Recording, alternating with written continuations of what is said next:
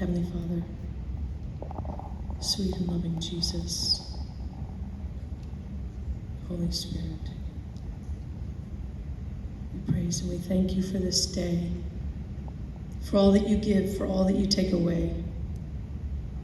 Lord, I ask you to allow my words to glorify you, to glorify the Father, you to glorify the Holy Spirit. Allow my words to be for the building up of the faith of your church.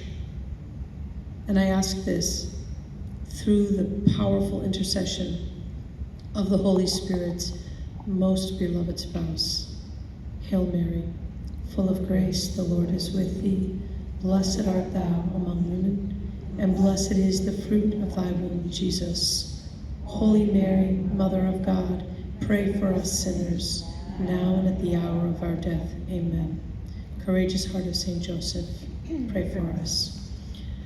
Okay, so this talk is a huge challenge for me. And the reason it is, I was telling Becky, we did a series of talks during Lent. It was about an 8-week series in which we tackled this topic, the hyper-sexualization of our culture and our children.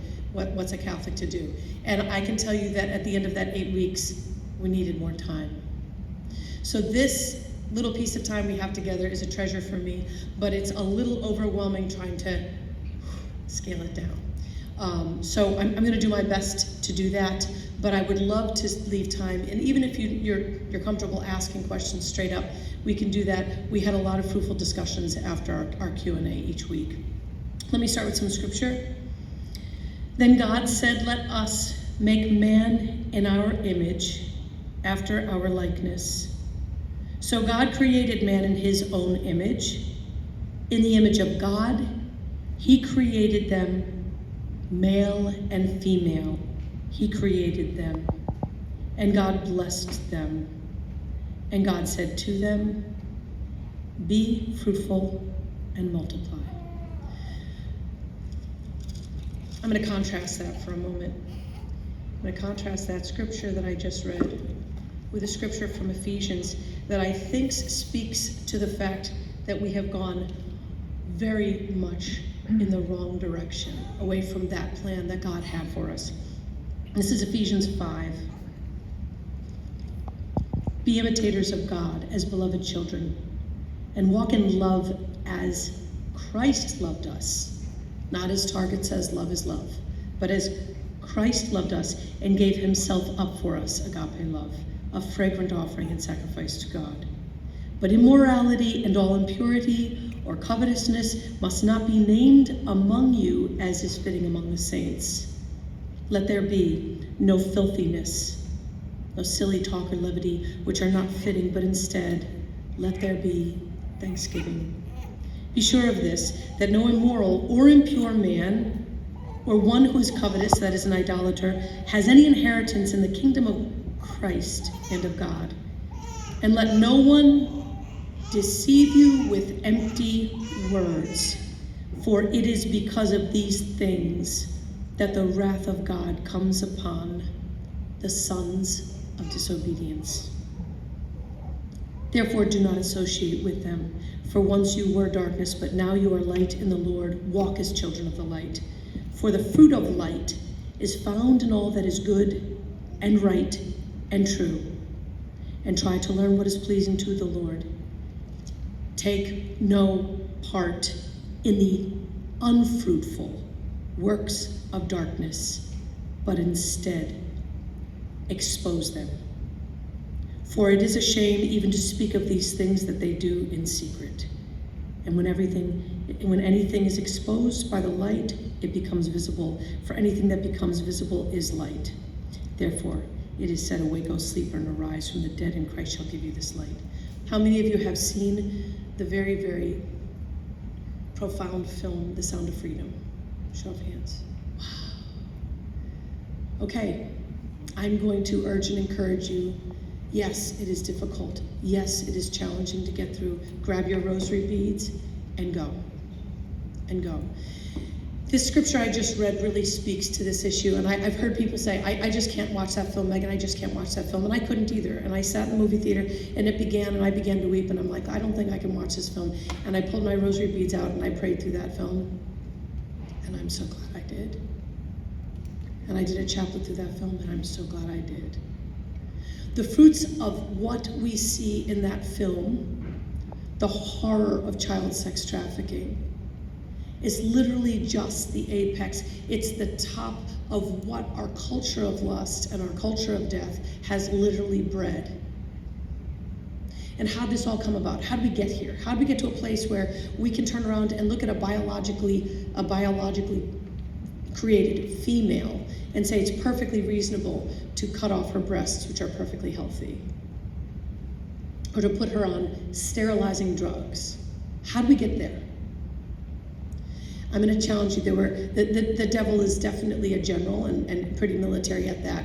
There were a number of things that were really worked in his favor. We had 3 revolutions. One was the Industrial Revolution, where we placed science and the wisdom of science over faith in God. So we set them to the side. The second one was the Sexual Revolution, in which we said sex is a right, and if it can't be with the one you love, love the one you're with. And we dispensed with the whole notion that purity was a virtue. No, purity became a vice. The Sexual Revolution told us to break off the shackles of the demands that the 6th commandment in our religion held us bound to, and to really live free. That was the promise. God's withholding something from you. You can't possibly be happy, not unless you do it your way. The 3rd revolution was the technological revolution, which hit at an extraordinary time, which would actually cause a sudden and rather dramatic spike in adolescent, teenage girl anxiety, depression, cutting, etc., etc., etc. Those 3 revolutions, the industrial, the sexual, and the technological, were accompanied by a rather significant moment in church history. And that was when we became wiser than the Holy Spirit. Catholics in the pews decided they were smarter than the Holy Spirit. Why? Because some of their priests decided they were smarter than the Holy Spirit. And certainly certain bishops became wiser than the Holy Spirit. And they turned around and said, you know something? Blow off Humanae Vitae. We're way more mature than that. We're way beyond that. And this was the wisdom of the world speaking. What was the promise of Humanae Vitae? We would have better marriages, better families, better sex, better lives. I just want to ask you how we're doing with that promise. How are we doing? What did the sexual revolution encourage us to do? It encouraged us to create a situation in which we intentionally sterilized acts that God commanded us in the beginning of Genesis to be fruitful and multiply, which in Ephesians he said, avoid the unfruitful works of darkness. It robbed us. Our denial of Humanae Vitae, which is the church's doctrine that contraception would destroy the human family, destroy the relationship between man and woman, husband and wife, would destroy as a consequence the bond, the very holy bond of matrimony that enabled them to be total self-gift. Why? Because when I don't contracept and I come to my spouse and I am fertile, I'm a total self-gift. When I don't contracept and I postpone that during that fertile phase and I come to my husband and I'm infertile, I'm still a total self-gift. I'm giving myself entirely as God intended me to be as a gift to my spouse. It is he who is withholding my fertility, and I am practicing love is patient during that time because I believe that I have a good or grave or serious reason to avoid pregnancy at that time. The difference is contraception took a completely fertile woman, a woman, fertility being an extraordinary gift, an immense responsibility. Why? Yes, the animal kingdom does it, but the animal kingdom has never, ever, ever painted the Sistine Chapel, and it's never written the 7th Symphony in A major, Opus 92 by Beethoven, and never will. The higher call goes to the higher creature. And the higher call was to use reason, to apply reason to what was very true. And that was that we weren't just going to create another one like us. We were going to help co-create with God another immortal soul to fill the heavens so that the Father would have a family. And he gave that awesome, profound, extraordinary, sublime responsibility to mere humans. The very reason why, among others, that Christ would become one of us. The very reason why Lucifer said, non serviam, I will not serve, not something below me. But the God that created us did not mind and became incarnate. And Humanae Vitae promised to teach the truth of God's plan, which was be fruitful and multiply. And if you have serious reasons, grave reasons, the church doesn't expect you to practice irresponsible parenthood. The church supports you in postponing that life till a time when you are better able to provide for that baby, whether it's financially, emotionally, psychologically, you name it. This was so thrown out. And we find out now as a result of the sex scandal that it was thrown out by many men who were incapable at the time, unwilling in some cases, unable, unconvinced of the beauty of chastity. Some within our own priesthood who today can no longer be priests because of the sex scandals that they were involved in. Some bishops who also denied the reality that the church, the wisdom of the Holy Spirit was present in the church when the teaching was total self-giving is the call by God. Fertility is a gift, and to be treated and to be literally reverenced as such. And why would that be so significant? Because the moment you give the devil a toehold in the door, he throws it right down. Up until 1930, every single Christian church was unanimous in believing that contraception was wrong and not good for marriage. That's pretty recent, by the way.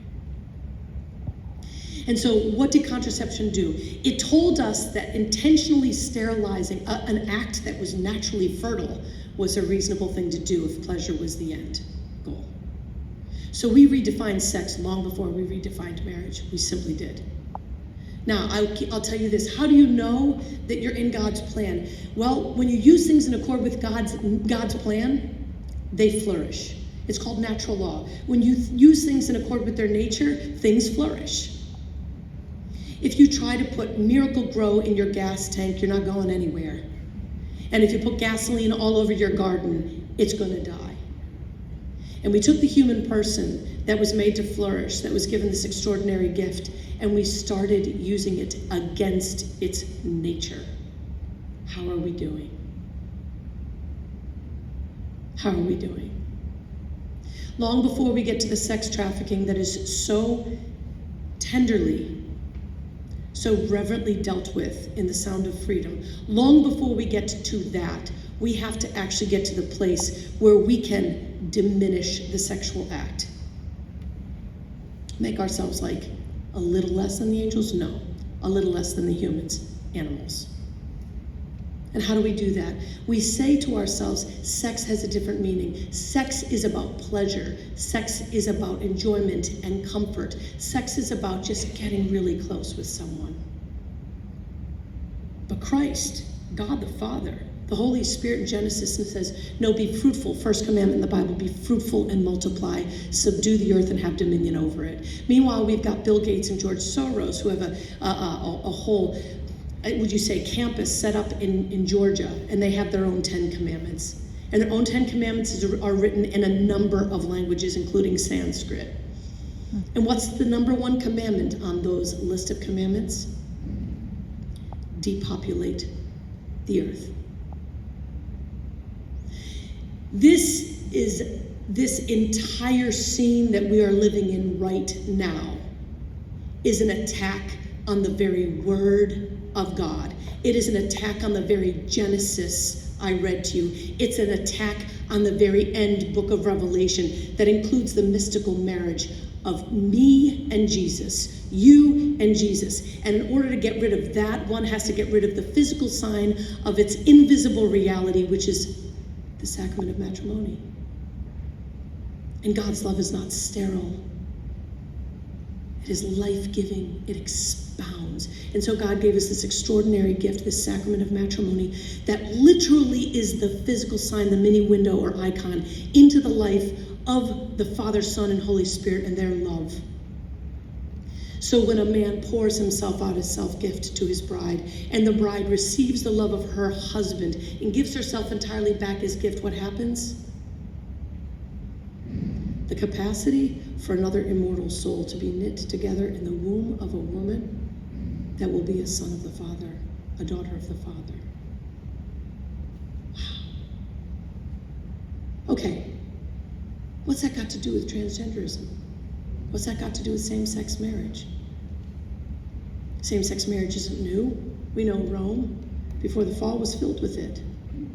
We also know, and that's one of the reasons I was given by a priest just 2 days ago, why same-sex marriage should be allowed. Well, it's been around since antiquity. To which I responded, so has murder. Have you read Cain and Abel? Just because it's been around doesn't mean it's God's will. It's a result of the fall. I say this loving very deeply, and I mean loving very deeply my homosexual friends, my same-sex attracted friends. They are dear to me. And there's so many good, kind, loving people. But don't take my word for it that it's not God's plan. Take it from the words of one who understands same-sex attraction. I would urge you to write this name down. Her name is Kim Zember. Kim Zember. She is God's John the Baptist in the church today. Look up her podcast with Matt Fradd. She's lived the life. She experiences the cross of same-sex attraction. She is a powerhouse of beauty and feminine genius. And she will correct every Catholic, every Christian that turns around and says, it's not a big deal. She'll say, really? Walk a moment in my shoes, I'll tell you what a big deal. I'll tell you how not living in accord with God's plan utterly destroyed my peace, my joy, my happiness, my life. So what does transgenderism have to do? All of these things, what do they cooperate with? They cooperate with a spirit of death. The more we do away with fertility, the more we cooperate with people who are cooperating with the spirit of death, such as George Soros and Bill Gates. We depopulate an earth that God says, no. You need not worry about how you'll be provided for. I am your provider. I, the Father, provide for you. And so we have this huge transgender craze, and we're going to dig a little bit deeper into that just for a moment, because it says God created them male and female. Yes, but Megan, don't you know about people who are born with ambiguous genitalia? I do know about the intersex population, and I know that their cross is very big, and I know that their cross is nothing to dismiss. And I know of a beautiful woman in Colorado who's Catholic, who's carrying this cross, who had an incredible crush on a beautiful young man, and who was asked out on a date by that beautiful young man, and who said, I just don't think it's fair if I go out on dates with someone when I don't really believe necessarily God is calling me to marriage. I have a big cross, but I'm going to be a glorious story. That's what I'm going to be. The intersex population, I can't speak for them. Some of them are speaking for themselves, and some of them have gotten really wrapped up in the LGBTQ lobbyist groups. And then there are those extraordinary saints that are saying, yes, I wouldn't have chosen this for myself, but God is never wrong. Yes, God's got a plan for my life.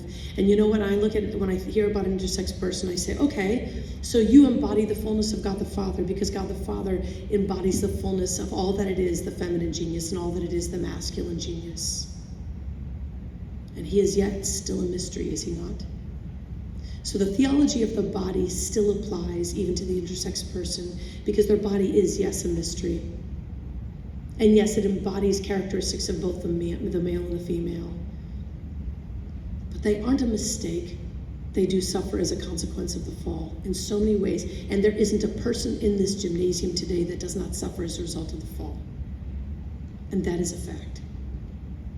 About the transgender reality we find ourselves in, there's two extraordinary authors I would encourage you to really consider taking a look at.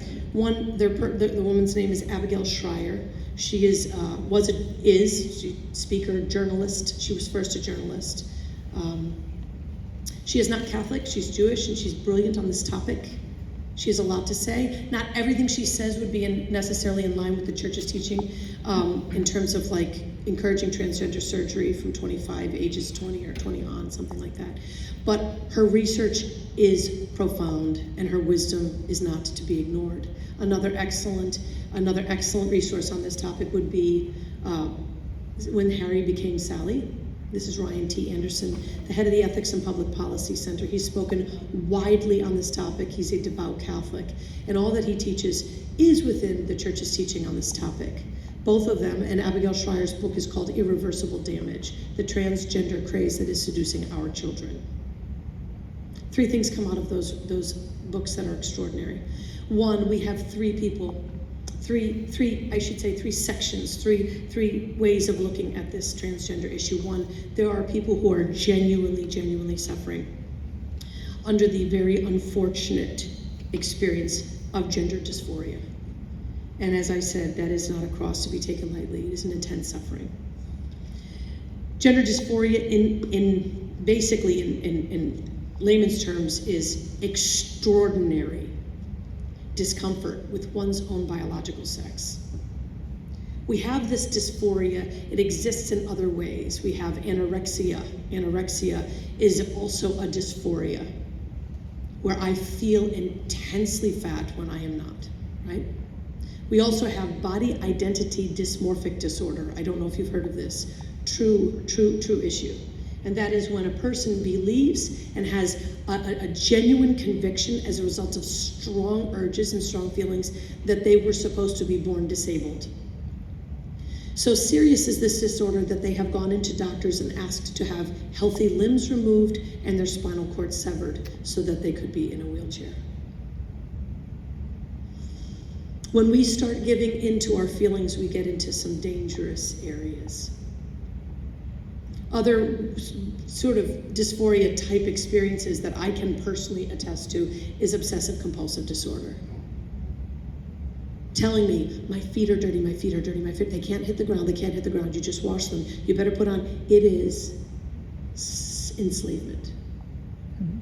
But the very worst thing I can do is listen to that feeling when it's telling me to do something, because that feeling intends to give me a moment's relief in a lifetime of hell. And for the first time in history, we're saying, let's listen to the feelings of all these young kids who are saying, there's something wrong. And let's do something really radical about it. Let me tell you, pain relief is not their intention. Becoming genderless and sterilizing a population, that's more like it. And they don't even know what general they're working for. Mm-hmm. They have no idea who's behind their thoughts when these decisions are being made. So the first group, these are the kids with gender dysphoria. Normally, historically, 0.01% of the population is afflicted with gender dysphoria, and it is almost exclusively male, the male population. Up until when? Up until social media. Okay, gender dysphoria, it's the severe and persistent discomfort in one's biological sex. It typically begins around 2 to 4 years old, and it may grow more severe in adolescence. In most cases, 70% of cases, it resolves on its own with no therapies except cognitive behavioral therapy, which is don't do anything to the kid, talk through their feelings, expose them to the thing they don't want. Mom, I feel like a little boy, Mom, I feel like I should be wearing a dress. Why don't we go outside and go out in nature and distract, redirect? Don't put on that dress. Don't give into those feelings, okay? So then, before 2012, no scientific literature on girls existed between the ages of 11 to 21 ever having developed gender dysphoria at all. This is why Abigail Schreier says, she started to look this up and research this, because like so many other things, eating disorders, cutting, suicide, depression and anxiety, it is most often found in clusters within adolescent girls. Why? Empathy, we're very empathetic. Oh, you feel that way? I feel that way too. Adolescence is so hard on girls, and girls are desperate to feel known, to feel a part of, to want to belong, that yes, they will do even self-destructive behaviors in order to be part of something. Men, they join gangs or teams. Now, right now, young adolescent girls constitute the vast majority of those who are presenting themselves with for transitioning. And they are coached, and I mean coached by people, to talk about having gender dysphoria, never having experienced it at all. They're coached and told exactly what they need to say in order to get what the lobbyists want. That's our group number 2. Because group number 1 are those who actually suffer from gender dysphoria. Group 2 are those who don't have any gender dysphoria at all, and they are part of and whipped up into the social contagion. Group 3 are the lobbyists, and they are not your friends. They are not in line with natural law. Okay, so what do we get from this? Today's teens are lonely, lonelier than ever. There's our technological revolution for you. I think we've been kind of going at this technological revolution in many cases, like really badly. We've kind of just, oh, well, if you can't beat them, join them. I'll do my best. No, your kid is at stake here. Your kid is at stake here. And interestingly, 20-somethings are now turning around and saying, I am done with this.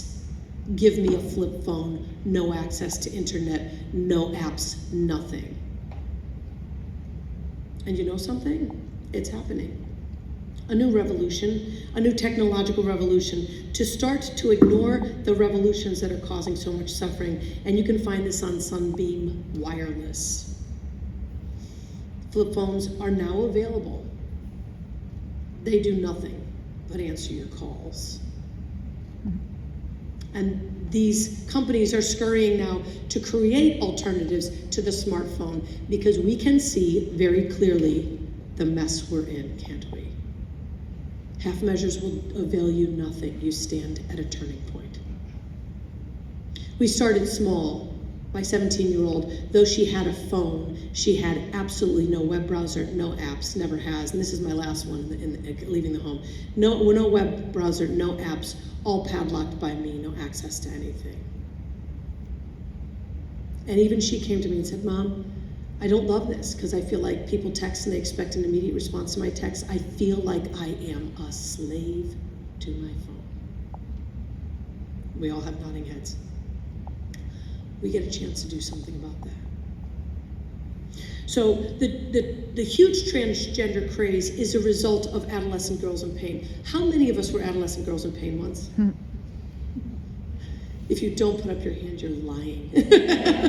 I'm sorry, but adolescence is just painful. It's just difficult. Only now we have 101 bad opportunities to try to medicate your pain. A lot more than we did when I was growing up. A lot more, okay? In terms of diagnoses of clinical depression, it grew 37% between 2005 and 2014, especially within teenage girls. In 2009 and 2017, high schoolers contemplating suicide increased 25%. Self-harm increased as well, 62% since 2009, especially among girls. Preteen girls 10 to 14 self-harm, 189% increase since 2010. What is the direct causal agent? Social media. Social media. And how did transgender craze begin? There's an art sharing website. It is called DeviantArt. Both DeviantArt and Tumblr were two of the #1 websites in which kids would go on. They're just artistic, they're creative, they're sensitive girls. They've done this incredible thing. They want to share their art and they want to get compliments on it. They drop their art into this website, and immediately there are transgender lobbyists on this website, because very, very often artistic girls are sensitive girls. Sensitive girls can be emotional girls.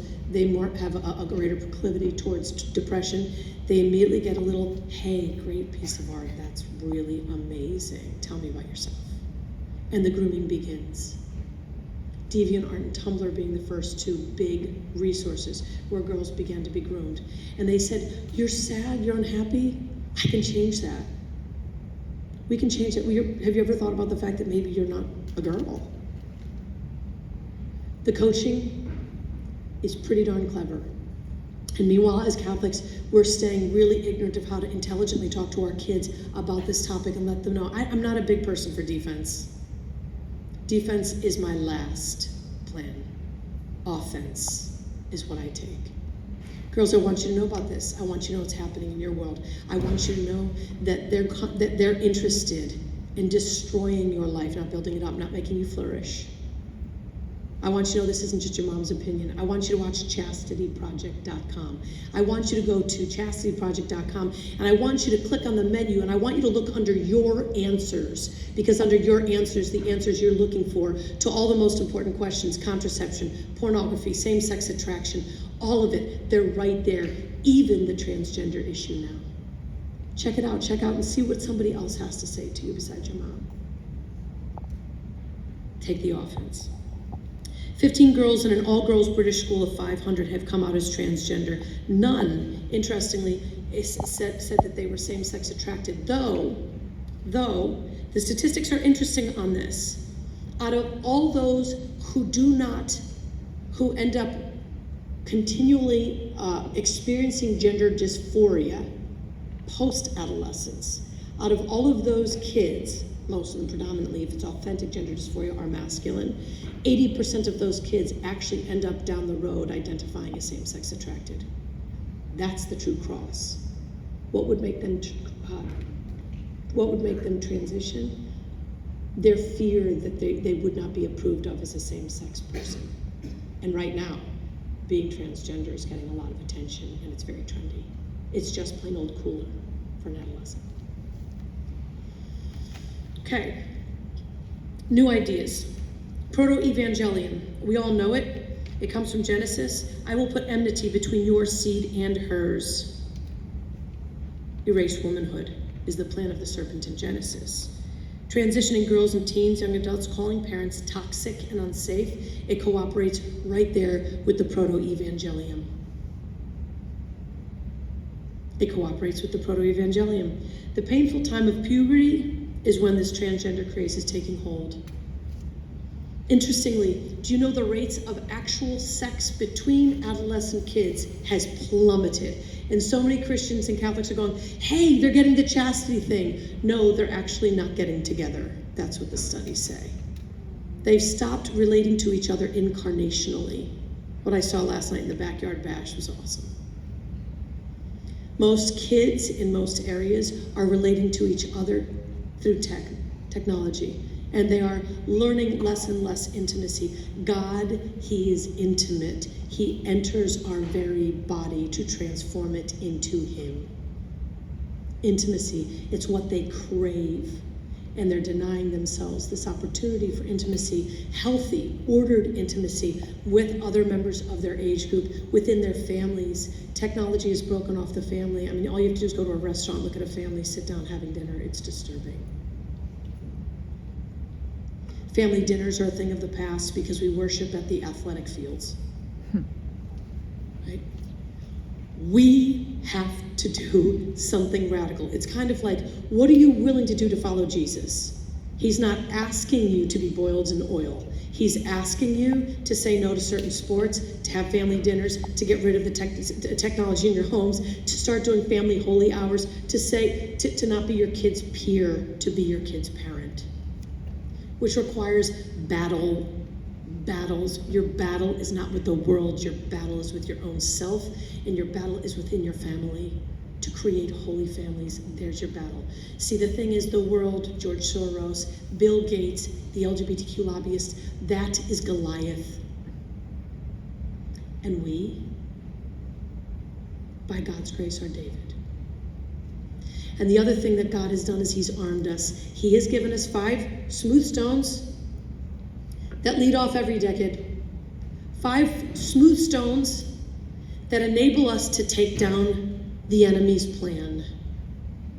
And that's where we begin, with ourselves, the battle with ourselves. I didn't say a rosary today. Why? Why didn't I say a rosary today? I didn't have the time. Let's look at that, Megan. Are you really being honest with yourself? What did you do today? What was the time wasting that you spent? Was there time for a rosary? Are you honest with yourself? Yeah, there was. Could have done it every time I got in my car. A decade here, a decade here.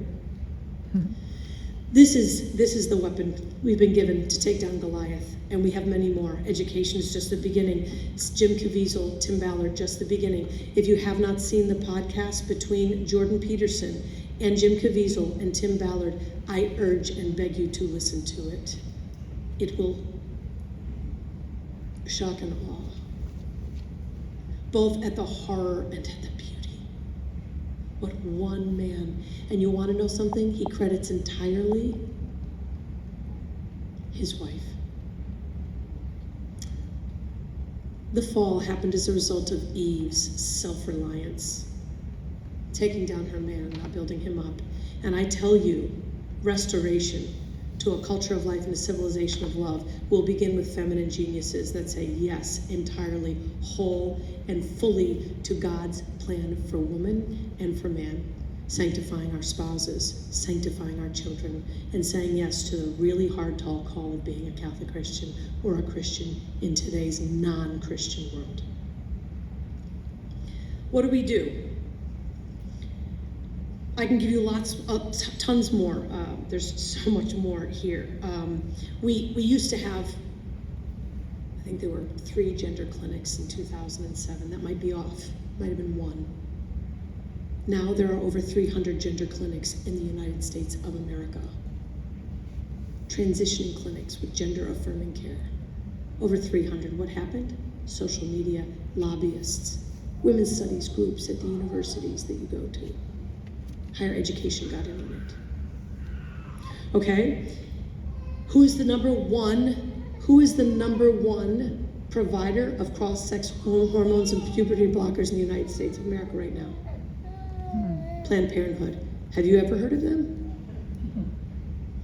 Okay, the Tavistock Clinic. Here's the thing, the UK has already done this, and they're starting to figure out how devastating it was. The Tavistock Clinic, you're not going to hear about it in US media. Why? Because the Tavistock Clinic was a gender-affirming care clinic that used all of the exact same protocols that exist in the United States to date to urge and push with immense progress, tremendous speed, to urge our kids, our young people, to transition as quickly as possible to the opposite sex from which they were born. 1,900 families, that's how many went to the Tavistock Clinic in the UK. 1,000 are suing, 1,000 sued. The Tavistock Clinic no longer is in existence. And we've adopted their protocol. And we're using it in 300 different gender-affirming care clinics. You will be hated because of me. You know he said that, right? We can't silently disagree anymore. We have to be willing to speak the truth, and I urge Catholics, here's the worst thing that we do. I urge Christians, here's the worst thing that we do. We become fearful in speaking up because it's going to be unpopular and it's going to be impolite conversation. We're afraid to speak up, so we get a little aggressive, and then it comes off as truth without love, which is a clanging gong and a crashing cymbal, and it absolutely does not attract people to the fullness of truth. There's a lot of that in my diocese. There's that elder brother looking at the prodigal son saying, you aren't getting it right at all. That is not what this wounded, suffering world needs. It needs the merciful heart of Jesus. Truth with love. Okay, 65% of those who Abigail Schreier studied, 65% of those discovered gender identity out of the blue. What's that sound like? Sounds like social contagion. That's what it sounds like to me. Okay, Ryan Anderson, he talked about the very serious, do we have a battle? Do we have a battle? We have a huge battle. Interestingly, if you look at the detransitioning videos that exist in droves on YouTube, if you listen to Chloe Cole's story, if you listen to there's an incredible documentary coming out, and it's going to be available. Let me get the name of it here. If you look at these poor suffering people who have transitioned and then detransitioned, they will say the same thing over and over and over. No parent, no adult advocated for me. No one spoke up. No one said, and not that necessarily, she says, I would have listened, but no one even tried. The first thing a parent hears when they go to a gender clinic is, if the child is biologically female and looking to transition, they say, would you rather a dead daughter or a living son? That is a lie, because the only thing they're counting out of that cross is God and his profound grace. They have found that the rates of suicidality do not go down after transitioning. There's even indicators that the suicidality goes up as a consequence of gender-affirming care.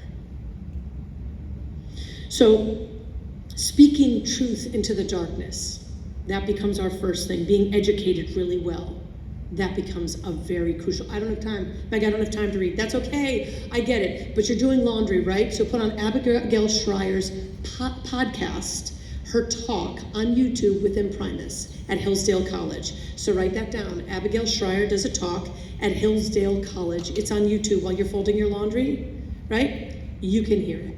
You might not have time to read, but you can listen. Look up Ryan T. Anderson wherever you can. He's mostly canceled. And if you have time to read, his book is absolutely critical and crucial. We can't just say, hey, it's wrong. That does not work anymore, because the people working on the lobbyist side, they are educated, they've been coached, they have been trained, and they are articulate, and we need to meet them where they're at.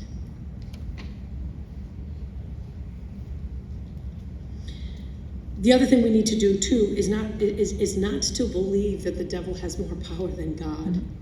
We are more afraid of the devil's power than we are in awe and wonder of God's power. Our sex-saturated culture, I created it. And I ask you to sit in prayer and ask how you may be creating it or how you have created it. How did I create it? The movies I watched in high school. The music I listened to. I created it. I didn't turn it off. I snuck it. Tried to sneak the soap opera at General Hospital when my mom was out of the house. I created it through fantasy, through lust. I created it through sexual activity outside of marriage until God woke my heart up before I was engaged to a better way of living and gave me the courage to say to my then boyfriend, listen, I think I'm getting this really wrong. And I'm afraid God has all these blessings attached to the very tall call of chastity, and I don't want to miss out on them. And I don't expect that you're going to necessarily want to be on board with this plan, but I'm keeping my clothes on until marriage. So the future of this relationship, it's in your hands. You get to decide. And that young man was as uncatechized a Catholic as, he spent the entire Sunday Mass in the fire escape. And he ran to the bakery with the money that was supposed to go in the basket. He knew nothing, had never heard the word chastity, didn't know what a chastity speaker was, but by the grace of the Holy Spirit said to me, Megan Barrett, you're worth waiting for. And I burst into tears. Because behind those words of self-sacrificial love, I heard the truth that we hear in 1 Corinthians 13, love is patient. We need not be ashamed of our church's teaching. It is life-giving. And we got to the place when he asked me to marry him. We were engaged to be married, and all these friends of ours are saying, I want what you have, I want what you have. It's so beautiful. What are you guys doing? It's amazing. And I said to Neil, we didn't mind everybody knowing we were cohabiting and sexually active. Now it was the big secret. Just don't tell them what we're doing now, which is what we're not doing. The shame we felt in talking about chastity, not anymore. Not anymore. And I said to Neil, what if the church is right about contraception? He's like, what? And I was like, but she got right. She got chastity right. We've never been happier in our relationship. What if she's right? Like, whatever you want. I said, I want to do this, Neil. I want to try this. I really do. And we threw ourselves into the arms of Holy Mother Church and embraced entire her teaching. And never contraception, never, not one moment within marriage. And God tested our fidelity by giving us a trip out to the National Institutes of Health where 6 physicians told my husband, you have to wear a condom, she has to go on the birth control pill, because the drugs we're going to put you on for this very rare autoimmune disorder, they will create birth defects that are unspeakably horrifying. And he said, no. And we got back to the hotel, and I was scared, and my heart was racing, and I had just learned how to teach NFP in Harrisburg. And I turned to Neil, and I was like, wow, Murph, I'm scared. Like, I'm really scared. I know that this method has blessed us. I know it's blessed our marriage, but I am scared. And he said, Megan, God did not bring us this far to drop us on our heads. And I say that to you. God hasn't forgotten us. He is reigning on the throne. Everything that is happening is only allowed via his permissive will. And why has he permitted things to get so dark? Because the intellects of all those in deep, profound sin is so dark, and he doesn't mess with free will. But he is creating saints, pockets of saints that will be the light in dark places. And that is you, my friends. That is you. We have never turned back, and the church's teaching has given me the courage to say to my kids, do hard things. You will not outdo God in generosity. Mom, I'm the only one without a phone. Do hard things. It builds character. It'll make you a saint. Do hard things. But mom, they're all going to be wearing those shorts. They're all going to be wearing... You are a chosen nation, a holy priesthood, a people set apart.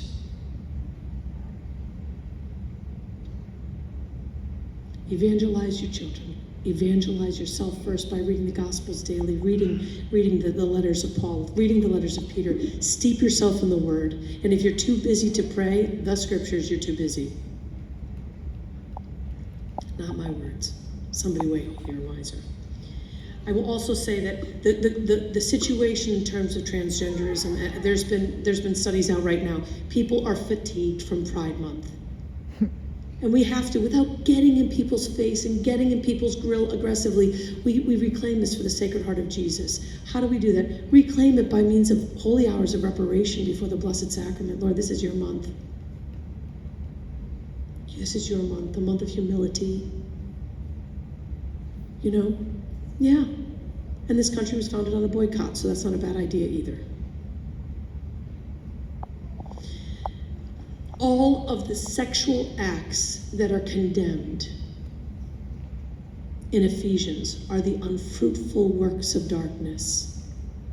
Anybody who looks at the church's teaching on human sexuality and says, they're crazy, is basically saying Christ is crazy. God the Father is crazy, the Holy Spirit is crazy. He says, avoid the unfruitful works of darkness. He talks about the sons of disobedience. And as soon as I read that, it read so differently after the sex scandal broke. I'm like, the sons of disobedience. Those who told, go ahead, follow your own conscience. Go ahead, do what you want. Why? Because they themselves were unwilling or unable to live out the call, the demands of chastity. Our greatest scourge today, right now, is this scourge. Pornography is a horrifying inhibitor of authentic love. And this is not the kind of porn your grandpa was looking at in a magazine. No. This is deviant, vulgar, obscene, dark, violent pornography from the pits of hell. And young people's minds are being drawn and attracted. And it is your call. And how do we face our Lord at the end of time and say, well, I didn't want him to be without his phone because he was getting flack from his friends at school.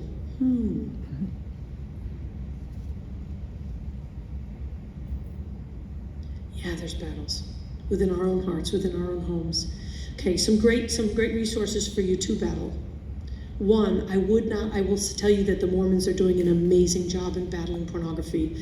Tim Ballard, when you see this film, Tim Ballard, everybody assumed, it was funny, I was on the phone with someone yesterday and she's like, isn't he the most amazing Christian ever? Isn't he beautiful? Like, did you hear that podcast? Did you hear that podcast? And I said, yeah, and his wife is like a walking saint, it sounds like. Listen to the podcast, Jordan Peterson podcast. I said, by the way, Tim Ballard is a Mormon. What? Yeah. He's a Mormon, a very beautiful Mormon. So are the piano guys. So is Vid Angel Studios. So is so many of those people working on The Chosen. What the Catholics have rejected, God has just passed over them and passed right on to another people who are willing to do his plan. When the Jews said no, he went to the Gentiles. When the Catholics said no, he went to the Mormons. There's a magnificent book. It's called Good Pictures, Bad Pictures. Those of you who have young children, you cannot afford to be without this book in your home. Good Pictures, Bad Pictures. It is literally porn-proofing today's young kids. And some of you will say, well, I don't want to get that. I don't want to put ideas in my kids' heads. Oh, I promise you, the world already has. If they've been in a car driving down the street, they have seen pornography. It may be soft, but it's on billboards everywhere they go. That's by Kristen Jensen and Gail Pointer. Extremely great resource. They do it with such reverence, such tenderness. It is for young minds. It doesn't talk about graphic images. It is brilliantly done. It is brilliantly done. If you read it and say, well, I can't possibly use this resource. I have a broken marriage. The father isn't in the home. That's fine. Find a brother, find an uncle, find someone, the second part that the father's supposed to do. You can find a spiritual father to fill in and sit down with your child and do that piece. Okay, the other book. None of my kids went through high school. This was absolutely required reading by every single adolescent person that grew up under my roof, and every spiritually adopted adolescent person that's come through my home. And that is If You Really Loved Me by Jason Everett. If You Really Loved Me by Jason Everett. And I would encourage you not to give Amazon your dollars. I would encourage you to go to chastityproject.com and give Jason Everett, who's a true evangelist, I would encourage you to give him your money. And if you have questions about whether or not he's a suitable evangelist, just check out his website, his blogs, his talks. He's got lots of videos. Another good site for books and these movies is Alibris, A-L-I. Yes.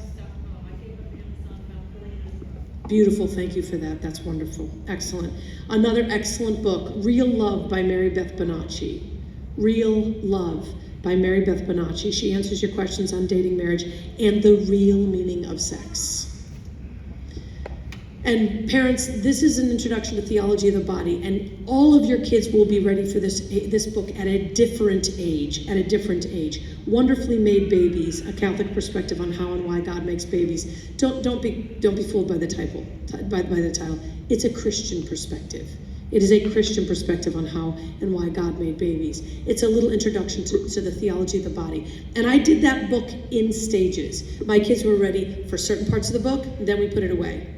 Then when they were developmentally ready, we went to the next part of the book that I thought were great. And then we went, it's an extraordinarily beautiful book. It is biologically sound and accurate. It is theologically sound and accurate. And it's really great stuff. And it's going to teach you to talk to your kids about where babies come from, how it all goes down, in a way that's reverent, true, and beautiful. You can throw in there the Sistine Chapel. They're going to have questions. They are desperately curious. If these conversations aren't happening in your home, they will find someone else to have that conversation with. You have been granted by the church the awesome, extraordinary responsibility of being the primary educator of your child. The Catholic schools are not supposed to be the primary educator of your child. You are. Why? Because that child needs a safe haven, a safe place to lay its heart to hear the truth. Now, is it going to be comfortable? Heck no. I remember sitting down having those conversations, and I would say, Neil, just get ready for the next 2 weeks. Your daughter's not going to look at you, okay? It's that time. I'm going to be diving in. We're going to have that conversation. And the one person's like, Mom, do we have to? I'm like, yeah, we do. Yeah, we do. And honey, listen, as uncomfortable as you are having this conversation with Mom, it's a whole lot more comfortable than you having the wrong conversation with the wrong person at the wrong time. She's like, I am never getting married. And she's over that now. She's married. Trying really hard to have her own baby. Okay? So yeah, are these conversations uncomfortable? Yes, Jason Everett makes them accessible. The first thing we did, I would say, read these 4 questions. It's all question answer. Read these 4 questions and answers, then we're going to discuss them. Very, very non-threatening way to go in there, right? Very non-threatening way. So educating Catholic parents how to have these conversations is critical. taking the offense and saying to your daughters, where is your peer group? Has the topic of self-harm ever come up? Has the topic of self-harm in any capacity ever come up? Do they ever talk about feeling suicidal or cutting or depression? You're gonna find they're gonna open up real quick. Oh my gosh, my friend is really, really depressed and she's really been struggling, and boom, there it is.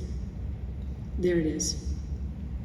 Your children need a safe place in this world. What do all of the acts, sexual acts, have in common that the church says no to?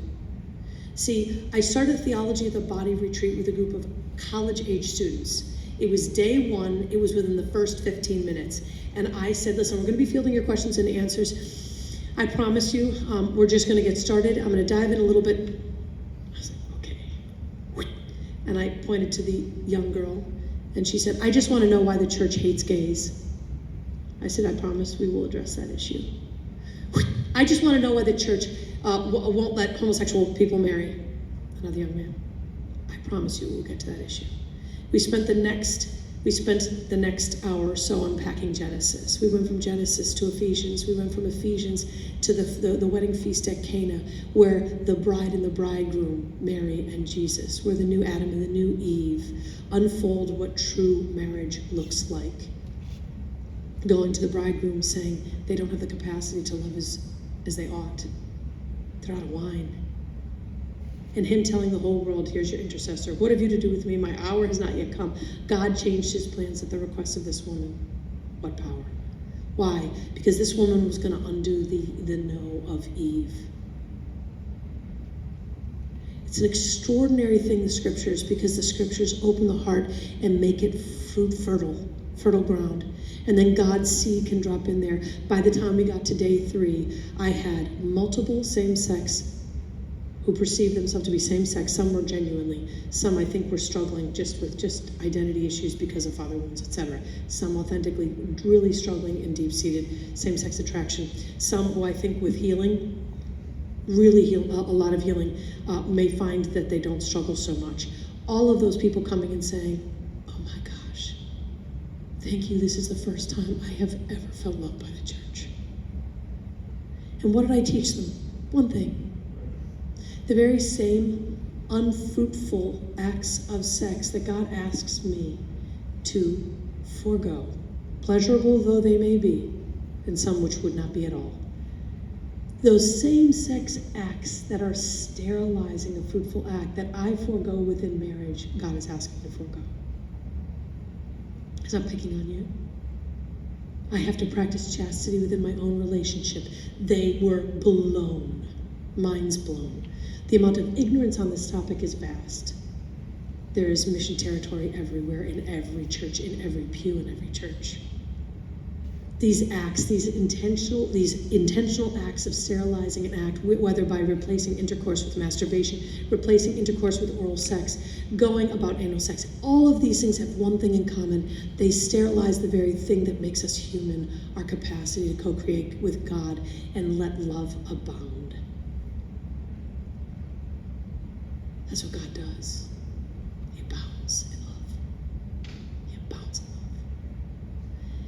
And so I would encourage people not to be overwhelmed by this hyper-sexual culture. It's all falling under God's reign.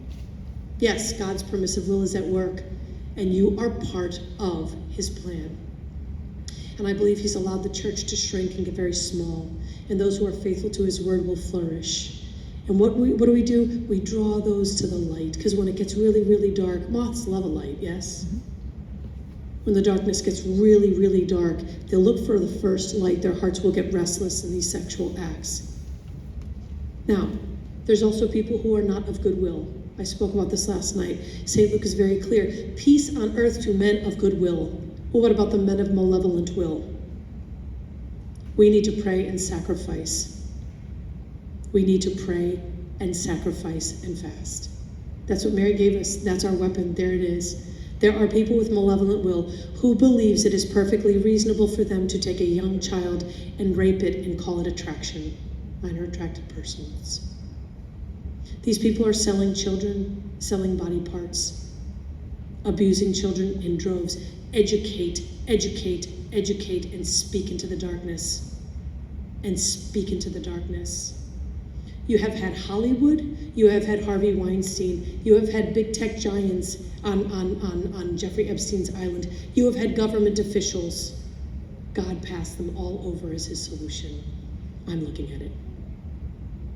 So avoiding a movie with an unpleasant topic, I don't recommend it. Pressing in. Mary did not avoid the cross because it was going to be unpleasant and painful. She pressed into it. This movie is done reverently, and it is unpleasant, and it is sometimes painful, but it set me on fire. And it will do that for you too. God bless you. It will do that for you too. Okay, so I want to actually open it up. We can get into great details on this topic, and I want to just take some questions. There's so much here. There's so much here that I was not able to cover in the short time that we are together. So please, I'll leave it to you to come to bring that you want to talk about. Please. I'm a Catholic school educator, but I'm very concerned about children in public schools and parents for children in public schools who can't escape the indoctrination in public schools. How do we help our public school children fight this battle?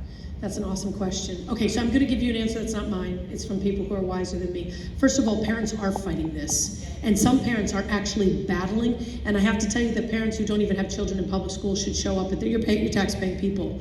You need to show up in numbers at school board meetings. You really do. It's no time. And here's what God is. The devil's always going to get us here. Pride and ego. I had to say to a family member, you need to go to a school board meeting, you need to ask about the curriculum. The curriculum is no good. And you're in the bottom 15% of schools within the state of Pennsylvania. And she's like, Meg, I just don't want to open up that can of worms for my kids. So many of the parents, I'm like, get over yourself. Ego, edging God out. Don't do it, don't do it. Die to yourself, be unpopular. That is literally what I'm encouraging people to do. We are going to be unpopular. You'll be hated because of me, but rejoice, he says, but rejoice. So get to those school board meetings and say, what is the public schools here offering?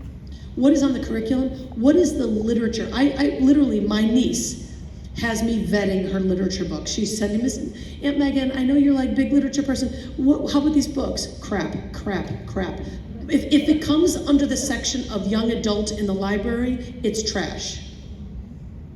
Young adult is an angsty section that is meant to normalize teenage angst, open sexual behavior, depression, cutting. It literally, whatever, I really believe that whatever you focus on grows like leaven, and it has kids focusing on the macabre or on the unhappiness of parental authority, right? Or the breaking free from the shackles of Puritanism and anything. It is so anti-Christian, that section. So we're gonna go from the Caldecott Winders, we're gonna go from Robert McCloskey and those great Laura Ingalls Wilder, we're gonna go from the great young books. You're ready for solid food. Let's read some great literature by great minds.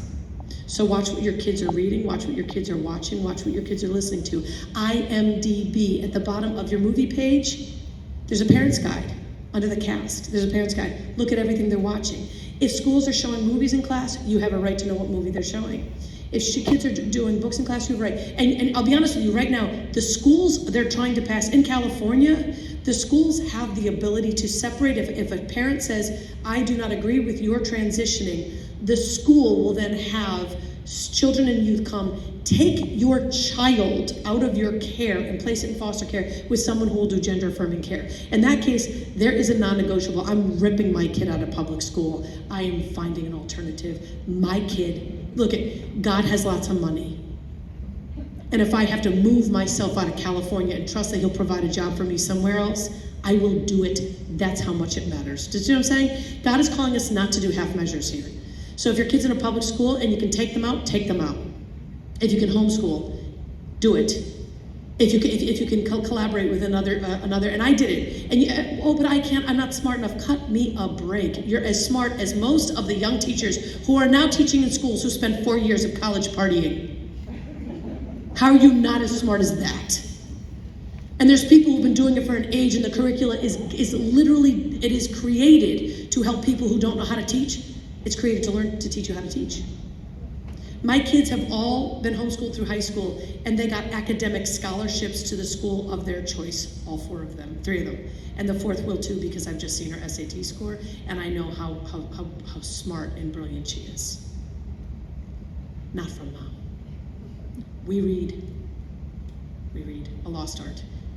But schools, I think we have to be assertive, we have to be aggressive. And I think we have to challenge, even if we're not like, I literally make note, my daughter runs for the public school. She runs on the track team, and she runs on the cross country team for the public school. And she is a light in dark places. This one young boy came up to her, and he was talking to her, and she and her friend said, "Hey, it's Lent, what are you doing for Lent?" And he goes, "I don't know." They said, "Why don't you give up pornography for Lent?" And he went,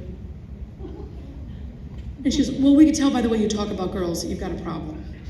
So if you're willing to try to give up pornography for Lent, if you're willing to dive deep and try to give up, we'll give you a few resources. There's $20 at the end of Lent in it for you.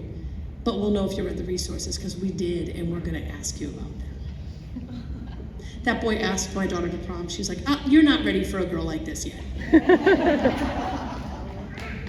So I think if we're creating kids who know their own dignity, and we're saying no, like pornography is a big thing. Another quick one I gave to Becky last night. Went to a Steubenville Youth Conference 2 weeks ago, had 30 kids with me. One of my beautiful young spiritual daughters came over to me and she goes, "Mrs. Murphy, I just got really disrespected." She's on the verge of tears, and she said, "That boy over there," and I'm sorry, I'm about to get a little crass, because I'm gonna tell you what the boy said. "That boy over there, he just said to me and to my boyfriend, 'Is she your girlfriend?'" And the young man said, "Yeah." And his next line was, "Are you hitting it?" He reduced her to an it, first of all. And he spoke about sex like somebody who most assuredly had a pornography addiction. So I walked into the bathroom, went into the handicap stall, got on my knees and said, "Lord, help me to speak the truth with love, because right now I just want to punch him out. I need your help. I really want to reach this kid's heart, and I can't do that, but you can." And I walked over and I pulled my chair up alongside him and I said, "So what's your name?" And he said, "My name is Lee." And I said, "Lee, my name is Megan. How are you?" He said, "Good." I said, "Lee, I'm not accusing you. I don't want you to think I'm accusing you, but I do want to tell you, I believe you have a really bad porn problem." And before I could even finish the sentence, he just went. And I said, "It's pretty obvious based on the way that you treat women that you're struggling with a porn problem, and you can get help for that in confession. So I hope you'll make that a priority this weekend. But what's more, you need to know that the effects of your pornography addiction prevented you from acting like a son of the Father," the talk you just heard, "and it allowed you to treat a daughter of the Father like she was a piece of meat to be consumed, and it has broken her heart. And it has wounded her feminine genius and soul. I just want to know what you're going to do about that." That's what you got. I said, "Let me give you a suggestion. Apologizing would be a good beginning." Okay, all right, okay. So I get up and I go to his group leader and I say, and she goes, "It's a good thing you handled it, because, I was like, no, God sent them out in twos. You need to handle that too. He's not my spiritual child, he's yours. He's just become mine. But you remaining silent is not an option if you're an actual leader." Then I left. 30 minutes later, Lee has not apologized. So I said, "Lee, she's right there. He's not getting up." I said, Morgan comes over. I said, "Lee, Morgan, Lee. Sorry." To which she goes, "I'll pray for you." To which she goes, "I'll pray for you." So that was a joke. But then adoration happened. And I don't know if you've been to Adoration of Franciscan, but adoration happened, and the Blessed Lord was going to every single kid in that field house.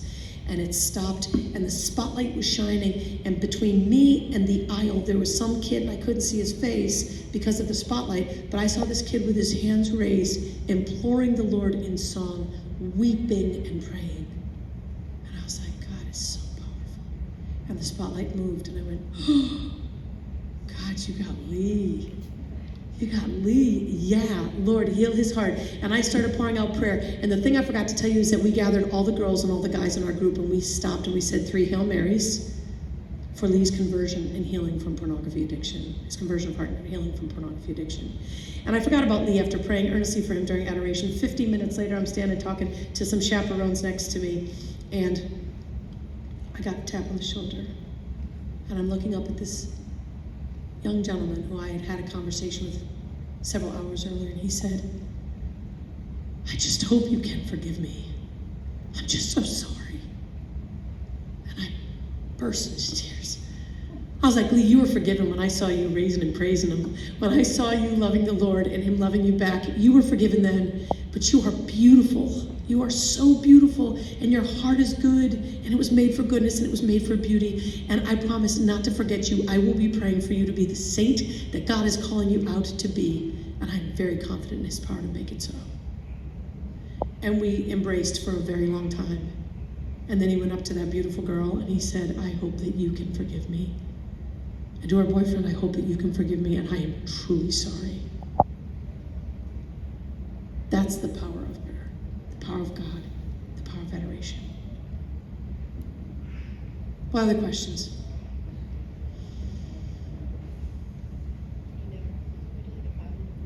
Yeah. Oh, I forgot the 5-minute break. I forgot you were supposed to be able to be allowed to get up and move your circulation. I'm really sorry. Okay. And then remind me, I got one more thing I got to tell you when you come back. Thanks. I think start with Tim Ballard, who used to work for Homeland Security. He's no longer in government. He has an Operation Underground Railroad. If you listen to the podcast, he is doing a ton of work. He has got Tony Robbins helping to fund him. He has Elon Musk is going to be putting his movie up on Twitter during July. There's another person who's behind him, very famous. I think that's a resource for us, and I think this resource list will grow. But the other thing I'm going to say is that Judas looked to the politics to save the situation, and it wasn't God's plan. I do believe that this plan won't be won by governments nearly so much as it will be won by saints. And that's why I'm saying, while we battle the outside Goliath, we also need to do the interior battle of becoming a saint. If you haven't been to the sacrament of confession, or if you haven't been faithful to prayer, I'm in the battles with you. God takes down Goliath, but there's got to be intercessory prayer. There must be deep prayer lives. Talking about God is not the same thing as talking to him. We can sit around tables and talk about him all day long. We need to talk to him. He's got the answer and the solution. So I would just caution our salvation does not come from politics. Judas thought it would. He wanted Jesus to be a religious political leader to overthrow Rome. Our salvation comes from Christ, and the battle is with our own hearts, our own selfishness, our fear, most of all. Fear of speaking up, fear of being disliked, fear of getting into a family kerfuffle, and also the anger that comes with causes us to be aggressive, where we need to be gentle and loving. We need to attract, not throw our finger at. Okay, I hope that's helpful. And is there a march? Start one. I'll go. Invite me. Bring my family, a couple of friends. It's all on you. Here's the thing. I don't believe we can look towards the priesthood and the episcopacy to fix these problems. We are a chosen nation, a royal priesthood. Put on your priesthood and get these things done in your church, in your community. Stop looking for someone else to do it. If it's placed on your heart, it is probably God calling you out. Go to the Blessed Sacrament and say, this is too big for me, Lord, I don't know how. Sure, Mary did. And then you follow the next right thing. Speaking truth with love to non-Christians, which feels pretty much like everyone these days. Yeah. How do you do it? I love the AA model. The AA model has taught me evangelization more than anything. What does the addict get up and say? This is what it was like in my life without God. This is when God entered in and what it looked like. And this is what my life is like now. It's called Christian witness. We did it before Bill Wilson made it the model for AA. But I see that evangelization in the 12-step fellowships is really effective. When someone gets up and somebody's just come in and they're like hooked on drugs, and they hear a beautiful young person get up and say, like, this is what my life was like. and war story, war story, war story. Then I had this moment of clarity where I encountered God, and I wholeheartedly turned everything, every aspect of my life over to Him. This is where my life is like. Listen to Tim Ballard. He talks about, I had two paths. This is what this path looked like. This is what this path looked like. And his wife gives him a readjustment of vision. And he said, all the fears that I had if I followed this path, especially financially related, professionally related, all of them, I laugh at them today. I'm doing better professionally and financially than I could ever have done if I had stayed in the job that was so secure. So we don't outdo God in generosity. Press into His will and He will provide for you. How and at what age do you talk to your children about an extended family member struggling with transgenderism or who has transitioned? So I think sex education begins all the time. It takes different forms. Everyone's like, when did you have the talk? I'm like, which one? You know what I'm saying? If the world is talking every day at your kid, this should not be a one and done. This shouldn't even be a two and done. Every time we'd walk, drive down by the University of Scranton, and girls were wearing hoe clothes, I would say, girls, do you want to know? What do you notice about those girls? I know, Ma, I know, they're dressed immodestly. I'm like, but it hides their beauty, you see? It hides their beauty. We'd have a conversation. These aren't bad girls, these are good girls, they just don't know their own dignity. They're probably wonderful people. But they leave so much flesh unveiled that you don't even notice their radiance, their beautiful face. You know, you're walking into American Eagle, you can't let this pass without talking to your kid. Booty shorts? Sorry, again, I remember saying, my daughter was on the soccer team and they wore bucks. B-U-C-K-S is what they're going to be putting across the back of the sweatpants, back of the arse of the sweatpants. And I said to her, you have a decision to make. You can either be an arse to everybody in the stands, or you can be a beautiful woman. She went up to her coach, she's like, yeah, so I want my sweatpants ordered without any writing on the arse. She goes, well, why, Ab? And she goes, because I want to be more than an ass to everybody in the stands. Her coach stood with her and didn't get bucks written on her behind.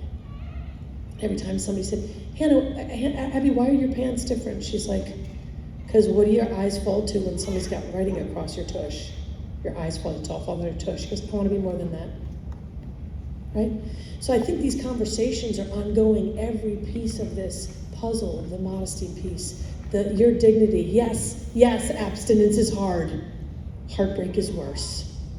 Being treated like a video game that's disposable, that's harder. That's harder to come back from.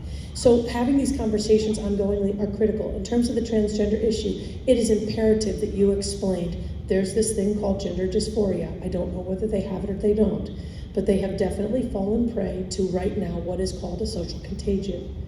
And these have existed before. We've had girls, like they talked about the Salem witch trials. I mean, people have come under cluster like contagion, sort of contagions. There were certain hysterias, I think, and Abigail Schreier talks about those in her book. So educating your child and saying, this person's suffering, they're in pain, and they need your prayers and your love. But the decision they're making is going to have irreversible consequences on their life. And if you were to educate yourself and meet some people who have already done this, their deepest regret is ever having done what they did. I think conversation, at what age? There isn't an age. I'm going to tell you right now, even with regard to sex education, there isn't an age. My one daughter was ready way earlier than my fourth daughter was. God has made you the primary educator because you know where your child is at emotionally and spiritually. There's no magic number. I'm not going to give you that number because it's very different with Isabella than it is with Abigail, than it is with Hannah, and than it was with Natalie. And I knew that if I didn't give answers to Natalie was going to find them by heavens. She's got a will. That girl, I said, girl, you're going to become a mystic and a saint if you put all your energy and attention that you did into defying me. And she's amazing today. Unbelievable beautiful, right? But it's like you got to know your child's temperament. You got to know what they're like.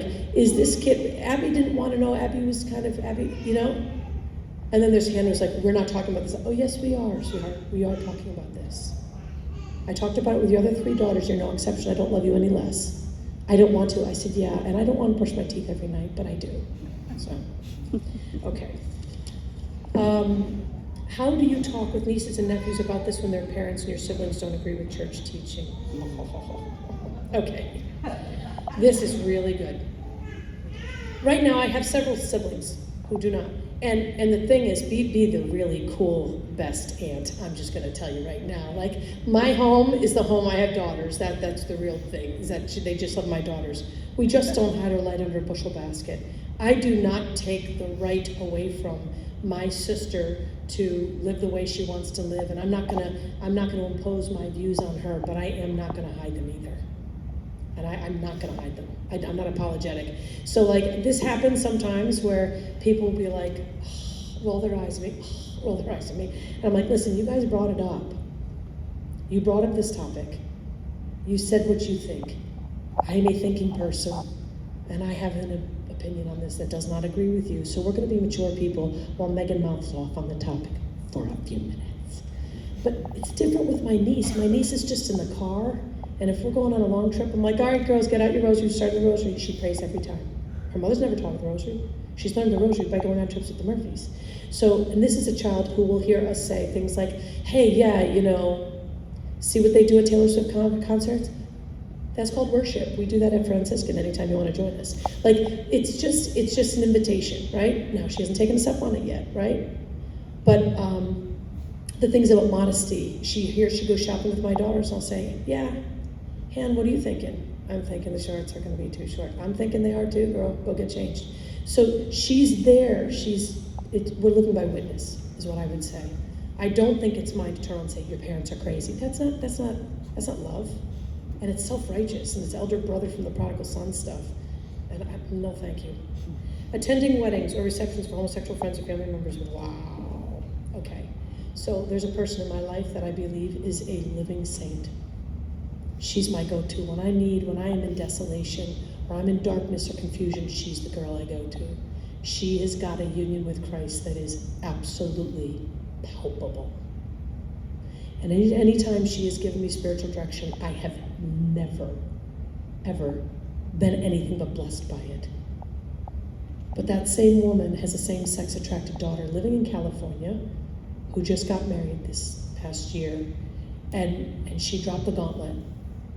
You will go to my wedding, or I cut you out.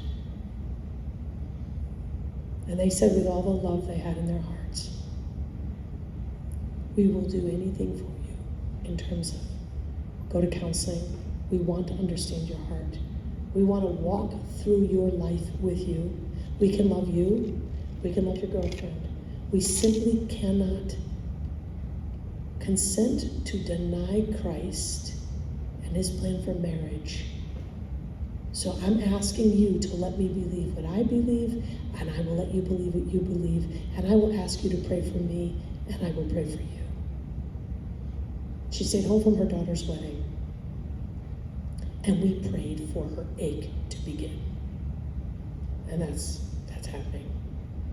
Has she called up and said, I want to be reconciled? No. But when her brother went to visit her, all of her questions were about mom and dad. And she broke down talking about how much she misses them. It's not on their part. They call, they text, they send letters of love, a gift from time to time. It is absolutely like, I'm going to punish you. I'm going to punish you. It's what atheists in the new atheist movement do to God. It's not that they don't believe in him. They shake their fist and they want to really punish him. And she's taking every blow. This woman's taking every blow. She weeps, she prays, and she trusts. And then she adopts and loves every spiritual daughter that's sent to her side and says, Lord, for love of my daughter and her conversion, I will love this daughter you sent me. She is in my eyes an amazing hero. And I'm going to be honest with you. I'm going to throw this out at you. I'm invited all the time to weddings of baptized Catholics who have decided to get married at some estate. And I don't know if you know this, but according to the Catechism of the Catholic Church, that is considered a formal renouncement of the faith. And being someone who teaches theology of the body and loves marriage, both mystical and sacramental, I have opted not to go to those weddings. Twice it has been family members, one on my husband's side and one on my side. And I had to say to my brother, you just asked my daughters to be in your wedding, but I teach marriage. You're a baptized Catholic, you're getting married in a museum. And you've broken my heart by asking me to do something that I have to break your heart by saying no to. I cannot allow my children to be in that wedding. I cannot, because I don't want to raise them with a false message about what marriage is. And I love you to the moon and back. I love you so, so, so much. He said, but you love your God more. And I said, I do. He goes, I can respect that. Now, not everybody's goes that well. On the other side of the family, no. There was anger, resentment, bitterness, hatred, and we just kept loving them. And we endured it for years. And I talk about, like, I was at my father-in-law's funeral when this man, who was married into my husband's family, when this man, I was in kiss of peace, and we're all giving the kiss of peace, and he turns around and gives it to everybody, and I go to put it, and he goes, no. And I said, Lord, for his conversion. Lord, for his conversion. Now his kids, whose house do they want to go and visit every time they're in Scranton, Pennsylvania? Mm-hmm. I'm sure it kills them. We just keep loving them up. Totally drawn to the Murphy house and the girls that are in it and everything else. Just don't let your light die, right? So I as a choice decided that long before same-sex union was a thing, that sacramental union is a thing. And sacramental union deserves a kind of defense of, like, this is beautiful. You're a baptized Catholic, you're walking away from the fullness of what marriage is. This will grace your life, you know? So I say no to marriages that, if you're baptized, if you're a baptized Christian, and God's not part of your wedding, I'm not there. Not just same-sex union. And axioms. That doesn't mean that my life is the rule for your life. I will say that. You need to discern and pray. And don't take the easier, softer road. Listen to the Tim Ballard story about the easier, softer road, the retirement, the secure job. Listen to that. That is an incredible, I replayed it yesterday in the car on the way down here. It's an incredible way to go about discernment. You can't stop at what you first are given. Allow his wife to reorient your vision, reorient your heart, and then go back and look at the paths again. They may change, okay? You'll know what I'm talking about after you listen to the podcast. It was mind-blowing. Axioms, some rules, guidelines, tools your husband and you used as your children were growing. The family that prays together stays together. Every day we prayed together as a family. Every day, without fail. And we did the rosary, and it is a tough prayer to get your kids to want to pray, I can tell you that. It's tough for adults too. It's also one of my favorite prayers now because it goes so deep. And when they were too young, we just got out the Seton Homeschool has these great art books. They're like masterpieces in art. And some of them follow the mysteries of the rosary, and we would have them look at the mysteries of the rosary in art when we were praying the rosary. And some of them were just beautiful, beautiful masterpieces of art that were religious in nature. We tried to integrate things that were childlike appropriate. We always had them lead a decade because it gave them something to do. Hey, it's your decade, you get to lead this one. You know what I'm saying? So the family prays together, huge. We go to daily mass as a family. We started that real young. Some people said, you're nuts, that's so hard. Why do you bring all your kids to mass? I'm like, because I want them to be saints. And I can't do that. Only God can do that, so I bring them to God. They are now all still daily communicants by the Lord's grace. Other things we did, what you put, if you put trash in your trunk, trash comes out in a life. If you put broccoli, a good literature, good music, good art, good films, they're broccoli for the brain, right? And so they're gonna make you flourish. Put the true, the good, and the beautiful. I was very, very intentional about what books came into my house, about what movies were watched, about what music is played. And I mean, I'm still intentional. I go back to my Spotify. I'm like, I own the phone. I pay for the phone. Give me your phone. Spotify checklist. I'm like, yeah, you're getting a little lax, girlfriend. Trash. And sometimes I'll say, go through my list, because I think I may have become lax. And she'll be like, well, this song's just a dumb song. I'm like, good point. I was exercising to it. Good point. Boom. Less than I deserve. You know? So there's this, going through your kids' playlists, you're responsible for what goes in their heart. God will hold you responsible. He will ask you, why did you allow your children to listen to that? Why did you allow your child to watch that? Why did you allow your child's teacher to insist that they read that? Go fight with that teacher. No, I'm sorry. Here's the alternative book my kid's going to read and write a paper on, because it's not putting that trash in its trunk. Those are some of the axioms I've kind of done. I've gotten lots wrong. Thank God for confession. And I've also, one of the axioms I really believe that my spiritual director gave me is, none of my failings, which are many, and my weaknesses, which are innumerable, can outdo God's grace. So every time I stink as a parent and I fail as a parent, I can either really go beating myself up, or I can turn around and say, well, God, you brought the Eucharist out of Adam and Eve. Giving this to you. Bless this mess. Is that helpful? That was all of them. Anybody else? Any other? Yes, Becky. What are some of those things you think you got wrong? Oh gosh, okay, this is great. When my kid decided to throw one of my kids decided to throw, this is really funny. You lay such a foundation as a homeschool mom, you invest so much in your children, right? So you feel like you have a lot invested and you want them to become saints. Sometimes God says no for a little while. Why? Because he's going to test and see if you love the way he loves. And they kind of move away from you and they make bad choices. And when my daughter did, I lost my mind, okay? I'm like, you know that, like that. And then I go to my spiritual director and I'm like, no, that wasn't really the way to do it at all, was it? Yeah. I'm like, no, I kind of sucked at that. So I'd go to confession and I would say, I screamed at my kid, I was angry, I'm so bitter. And he said, Meg, what's at the heart of this? I had to always say, and whenever one of my kids is struggling with something, I had to say to God, this really isn't about me and her, is it? It's about you and me. What are you trying to teach me?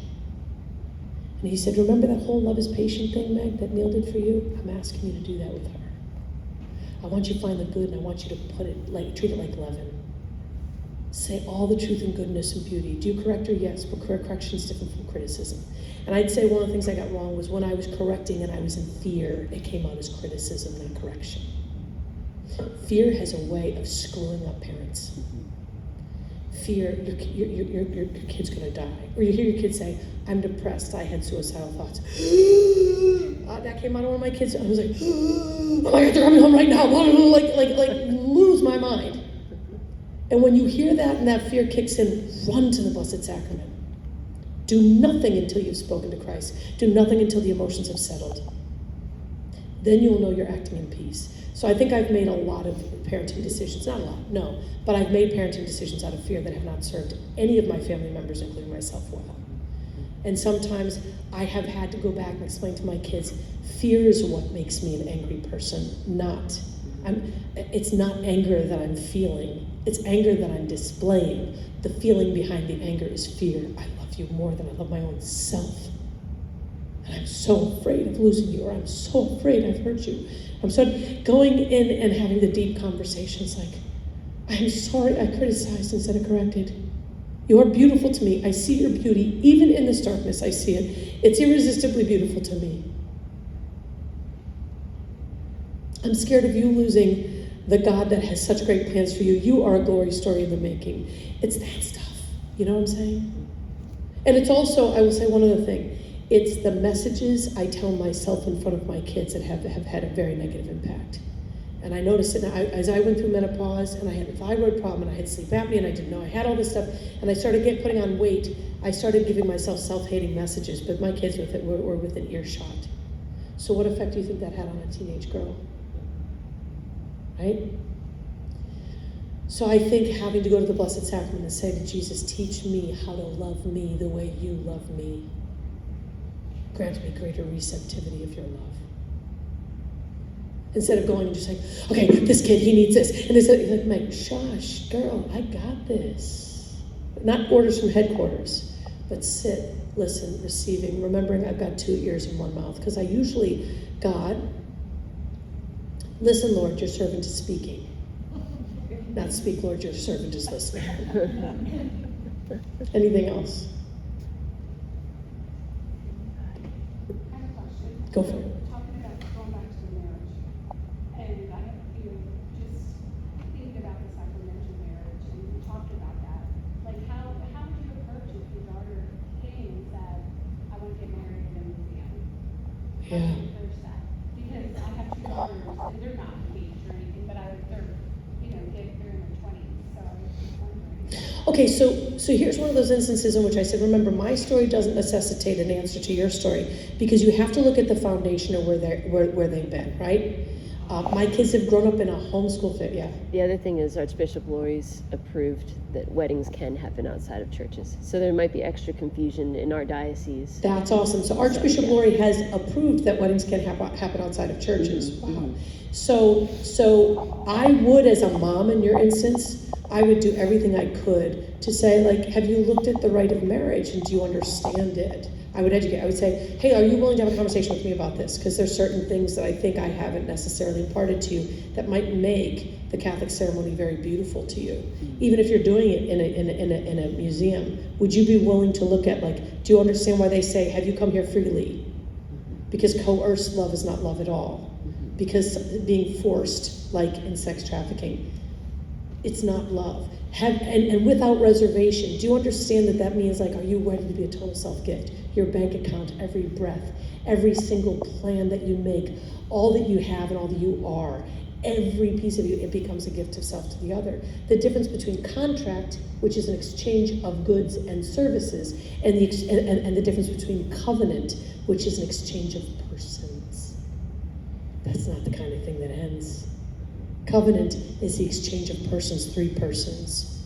You two with each other and God's plan for that incredible union. I think being able to educate yourself on theology of the body, just whet her appetite, give her a YouTube video on it. Say, hey, would you consider imparting some of these beautiful traditions, the beautiful language of the Catholic Christian faith, you know? And just keep loving her. Keep loving her. Say, like, son, I brought you to Mass, but I don't know if I ever explained the Mass to you. Right? Scott Hahn's The Lamb's Supper, great explanation of the Mass. I think educating ourselves so we can talk intelligently about these things with our kids. I hope that helps.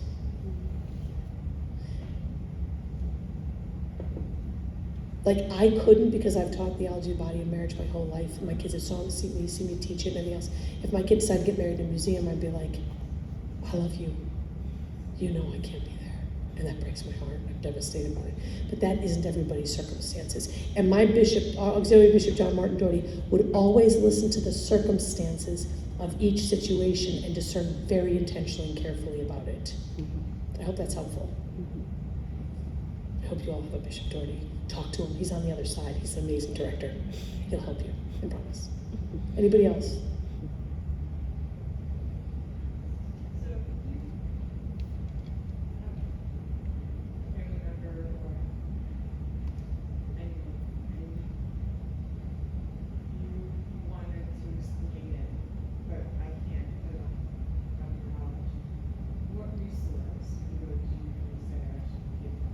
So is a family member who's same-sex attracted? Is it a family member who's looking at transitioning? Is it a family member?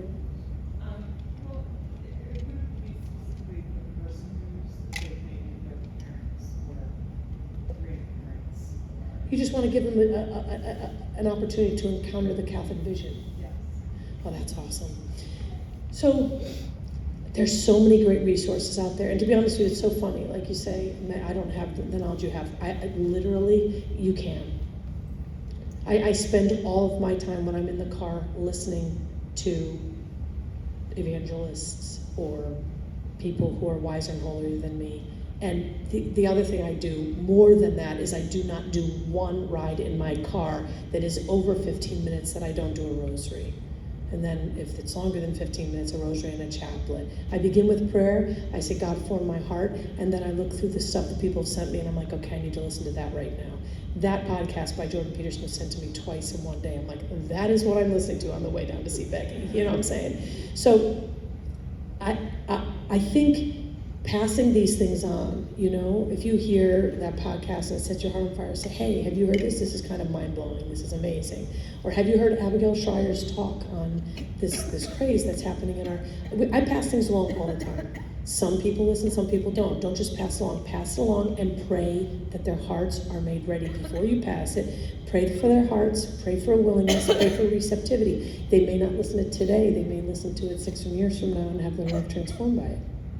right? But I think we need to network, and this is what you beautiful ladies can do through the well. Any of these resources I've shared, and any more that I get through Becky, I don't mind throwing them her way, and she can share them with you. There's so much out there. Just start with JasonEverChassisProject.com while you're doing laundry. I mean, videos galore, blogs, articles, etc. First Things often has things about Catholicism in it. Other evangelist, Matt Fradd, who speaks extensively, has spoken extensively on pornography. There's Sister Miriam Heidland, who's just gloriously beautiful. My gosh, she's just so beautiful. Look up all of her stuff. Father Burns and Sister Miriam Heidland. There's just a whole lot. Ask for evangelists, and Becky can shoot you 1,000 names that you look up on YouTube, and just use your time well. And blow off Netflix. Do you know that Netflix and Amazon refused to distribute The Sound of Freedom? And Disney, when they bought up the company that had made the film was made 5 years ago, it's taken that long to get to theaters. Disney, when they understood what the film's topic was, they literally ripped all finances from them so that the movie could not go forward. This is a God project. This is a God project. And VidAngel Studios ends up being God's choice, appropriately so. Anybody else?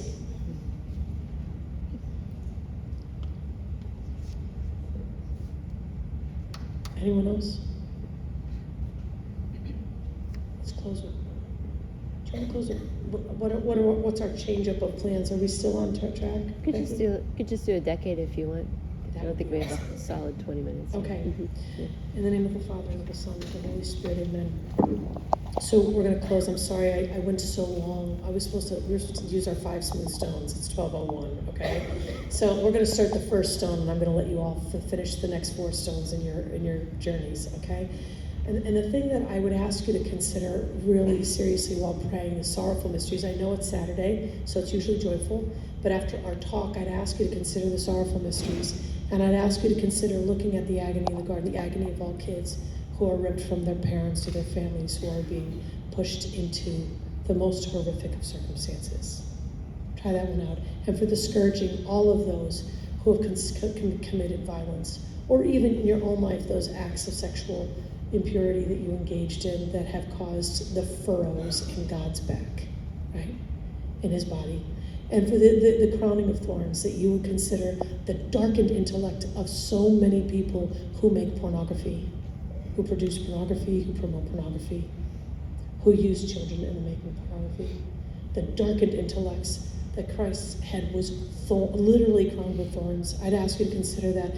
I'd ask you to consider for the carrying of the cross, all those who have said yes. Pray for all those who are trying to say yes to embracing chastity, whether it's giving up addictions to pornography, trying to turn away from contraception, trying to struggling with compulsive masturbation. Lift those people up. And for the crucifixion, I ask you to ask God to invite you to engage in any death to self, anything, whether it's reputation, people's good opinion of you, whatever it is that is blocking you from being completely filled with fortitude and courage by the Holy Spirit. And I have to do this myself too. So that if God asks you to bring up a topic in what would be considered, this would be considered not polite conversation in certain social circles, but you're called by God to challenge somebody like Lee, that you would have the self-death and the courage and the witness to do so, that your witness would be brought out into the darkness, okay? So you can pick whichever decade you believe God is calling you to right now out of one of those sorrowful mysteries. And let's begin. In the Father, and the Son, and the Holy Spirit, amen. Becky, do you want to just do a decade and forego the beginning? Yeah, it's fine. Okay, you guys can do the Apostles' Creed and all that if you're willing. Our Father who art in heaven, hallowed be thy name. Thy kingdom come, thy will be done on earth as it is in heaven. Give us this day our daily bread, and forgive us our trespasses, as we forgive those who trespass against us. And lead us not into temptation, but deliver us from evil. Hail Mary, full of grace, the Lord is with thee. Blessed art thou among women, and blessed is the fruit of thy womb, Jesus. Holy Mary, Mother of God, pray for us sinners, now and at the hour of our death. Amen. Hail Mary, full of grace, the Lord is with thee. Blessed art thou among women, and blessed is the fruit of thy womb, Jesus. Holy Mary, Mother of God, pray for us sinners, now and at the hour of our death. Amen. Hail Mary, full of grace, the Lord is with thee. Blessed art thou among women, and blessed is the fruit of thy womb, Jesus. Holy Mary, Mother of God, pray for us sinners, now and at the hour of our death. Amen. Hail Mary, full of grace, the Lord is with thee. Blessed art thou among women, and blessed is the fruit of thy womb, Jesus. Holy Mary, Mother of God, pray for us sinners, now and at the hour of our death. Amen. Hail Mary, full of grace, the Lord is with thee. Blessed art thou among women, and blessed is the fruit of thy womb, Jesus. Holy Mary, Mother of God, pray for us sinners, now and at the hour of our death. Amen. Hail Mary, full of grace, the Lord is with thee.